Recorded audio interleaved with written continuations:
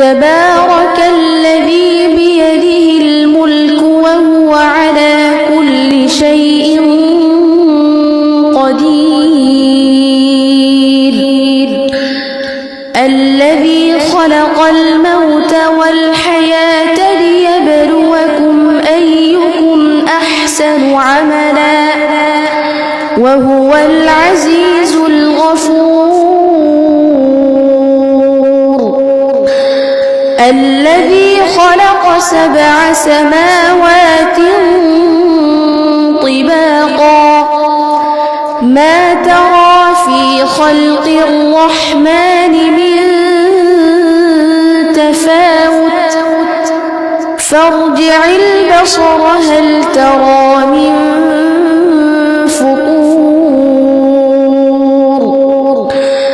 ثم ارجع البصر كرتين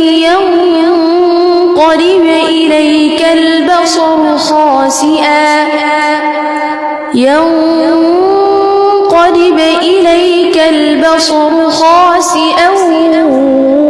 وهو حسير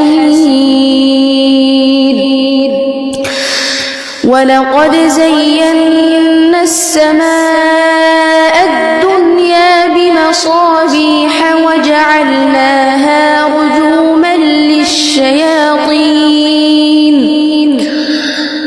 وجعلناها رجوما للشياطين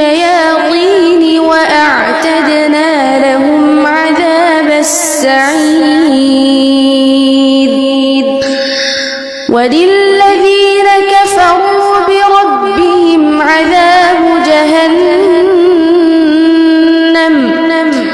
وبئس المصير إذا ألقوا فيها سمعوا لها شهيقا وهي تفور